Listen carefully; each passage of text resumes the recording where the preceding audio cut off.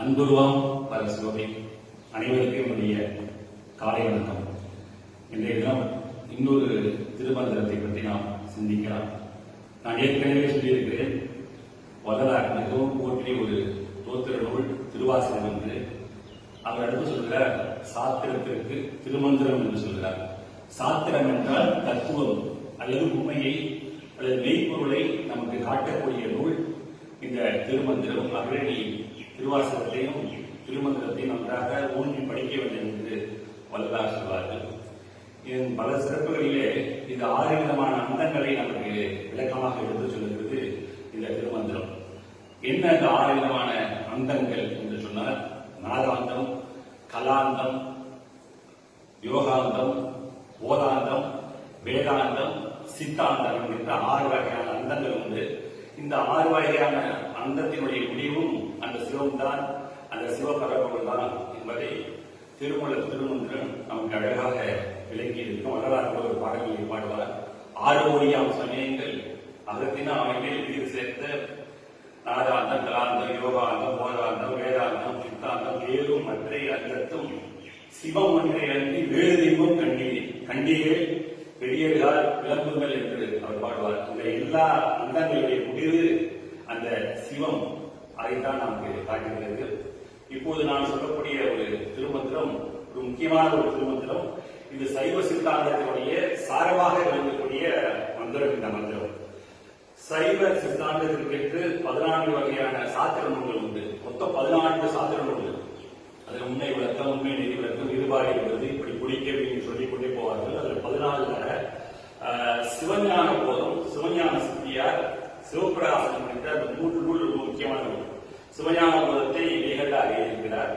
சிவஞான சித்தியாரை அருணந்தி சிவாச்சாரியாரை எழுதியிருக்கிறார். அடுத்து உமாபதி சிவம் எழுதியிருக்கக்கூடிய சிவபிரகாசம். இதனுடைய முதல் நூலாக சிவஞான போதமும், அதனை ஒட்டி வழிநூலாக சிவஞான சித்தியாரும், விரிநூலாக நமக்கு விதித்து சொன்ன நூலாக இந்த சிவபிரகாசமும் திகழ்கிறது.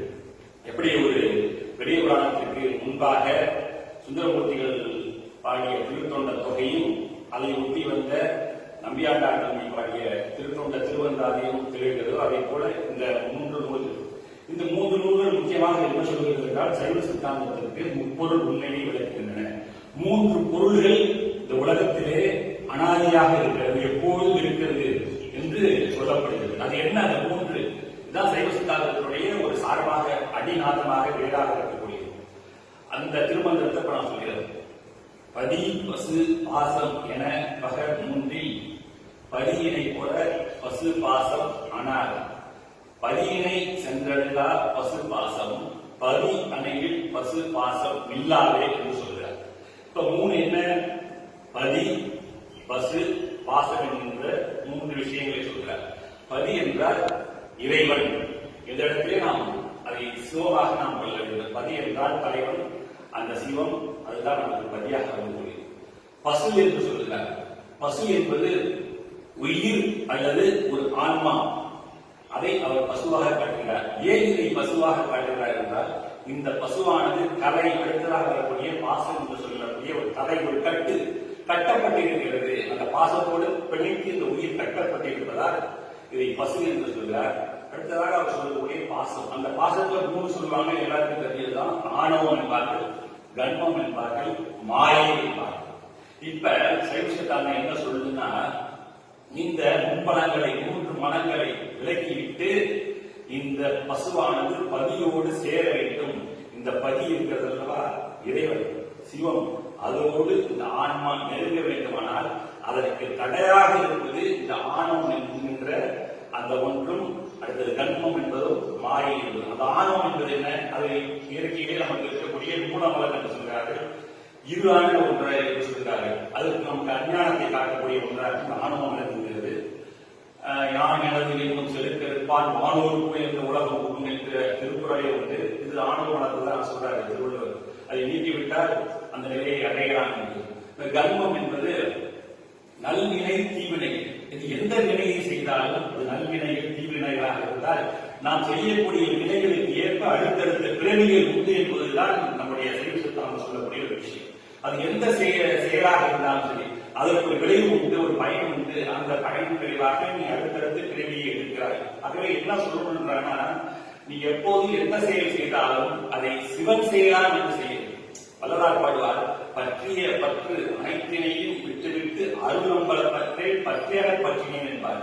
எல்லா பற்றுகளையும் விட்டுவிட்டு அந்த சிவப்பற்றையே நாம் நினைக்க வேண்டும். இன்னும் சொல்வார், என் செயல் என்ன, என் செயல் என்ன, ஒரு திணை புனையிலும் எல்லாம் சிவன் செய்யலாம் என புரிந்தேன். அங்கதான் ரகசியம். நாம் எந்த செயலை செய்தாலும் அதை நான் செய்கிறேன் என்ற அவபாவத்தோடு செய்யாமல் அது அவனால் செய்யப்படுகிறது, அவர் தூண்டுகிறார், நாம் செய்கிறோம், நாம் உந்தப்படுகிறோம், எல்லாம் சிவன் செயல் என்கின்ற அந்த உணர்வோடு செய்திருக்கிறோம். அப்படி செய்துவிட்டால் நமக்கு நாணமும் அடுத்தது நல்வினை தீவினையால் ஏற்படக்கூடிய பயனானது வராது, வீடு பெறி என்கின்ற ஒன்று கிடைக்கும் என்று சொல்கிறார்கள். அடுத்ததாக இன்னொன்று மாயை. மாயை என்பது என்ன? மாயை என்பது ஒரு பொய்யான ஒன்று, பொய்யான தோற்று. எல்லாமே அழியக்கூடிய இந்த உடம்பு அழியக்கூடிய இந்த உடம்பு ஒரு மாயை. நாம் கண்ணால் பார்க்கக்கூடிய அனைத்தும் நீர், நிலம், நெருப்பு, காற்று எல்லாமே ஒரு மாயையாக இருக்கிறது. அந்த மாயையை உணர்ந்து விட்டால் இவைகள் எல்லாம் வாழ்க்கையிலே நிலை இல்லாதது. எது நிலையானது என்றால் எப்போது நிலைத்திருக்கக்கூடிய சிவம். அந்த சிவத்தை நாம் பற்ற வேண்டும். பட்டினத்தார் பாடுவார், என்னை பெற்ற தாயாரும் என்னை பிணம் என்று சொல்லி இழந்து விட்டார், பொன் பெற்ற மாதரும் போ என்று சொல்லி குழந்தை விட்டார், பொன் பெற்ற மைந்தரும் பின்மலம் வந்து குடமுடைத்தார், உன்பற்று ஒழிய ஒரு பற்றும் இல்லை உடையவனே என்று பட்டினத்தார் அருமையாக பாடியிருப்பார். பாருங்க, நம்ம சுற்றி இருக்கக்கூடிய சொத்தங்கள் எல்லாம் ஒரு நாள் நம்ம விட்டு போயிடும். எல்லாமே நம்ம விட்டு நிச்சயமாக சென்றுவிடும். ஊரும் சதமல்ல, வேறும் சதமல்ல, உற்றார் சதமல்ல, யாரும் சதமல்ல, நீ தாழ் சதம் என்பார். இறைவா கச்சேரியமணி உன்னுடைய திருவடி கொண்டுதான் சதம் என்று அந்த திருவடியை பற்றி கொண்டு விட்டால் வருகிறது கிடைக்காது. இந்த ஆணவம் என்ற மாயை நீக்கிவிட்டு இந்த பசுவானது பதியோடு சேரலாம். இதுக்கு ஒரு முத்திரை சொல்வார்கள். இது எளிமையான ஒரு முத்திரை. இது நிறைய பார்த்திருக்கீங்க, சின்முத்திரை என்று சொல்வார்கள். இது சின்முத்திரை என்ன சொல்கிறது என்றால், நீங்கள் கட்டப்படுகிறது, இது பதியாக காட்டப்படுகிறது, இது பசு உயிராக காட்டப்படுகிறது. இந்த பதியாகிய இறைவனை பசுவாகிய உயிர் சேர வேண்டும். எப்படி சேர வேண்டும் என்றால், ஆணவம், கண்மம், மாயை என்ற 3 மலைகளை நீக்கிவிட்டால் இந்த பசுவானது பதியோடு சேருகிறது. அந்த விளக்கை தான் நம்முடைய திருமந்திரத்திலே திருமுறர் பதி, பசு, பாசம் என பகை 3 நூலே அனாதியா இருக்கு. ஆதி காலத்துல இருந்துட்டே இருக்கும். இந்த பகை 3 பதியினை போல பசு பாசம் அனாதி என்று சொல்றார். பதியினை சென்றடையா பசு பாசம் எல்லாருமே அதை அடைய முடியாது, பதியினை அடைய முடியாது. ஆனால் இந்த பசு பாசத்தை நீக்கிவிட்டு பதி அணிவி பசு பாசம் இல்லாதே என்று மிக அற்புதமாக அதை சொல்லி முடித்திருப்பார். ஆகவே சைவ சித்தாந்தத்தினுடைய ஒரு அடிப்படை சாரமாக விளக்கமாக இருக்கக்கூடிய இந்த திருமந்திரத்தை நான் இப்போது சொன்னால்தான் அடுத்தடுத்து நான் சொல்லக்கூடிய திருமந்திரங்கள் உங்களுக்கு எளிமையாக புரியும் என்பதற்காக அதை நான் சொன்னேன். இன்னும் நிறைய விஷயங்கள் இருக்கு. நல்வினைகள், தீவனைகளே நிறைய கர்மா என்று சொல்வார்கள். அதை அவங்க சஞ்சித கர்மா, பிராப்த கர்மா, ஆகாமிய கர்மா அப்படிலாம் ரொம்ப ஆழமாக தெரிந்து கொள்ள வேண்டிய அவசியம் நமக்கு இல்லை. ஓரளவுக்கு நம்முடைய நிலைக்கு ஏற்றவாறு நாம் இதை தெரிந்து கொண்டால் போதும். இன்னொரு நாள் இன்னொரு திருமந்திரத்தை நாம் சிந்திப்போம். நன்றி, வணக்கம்.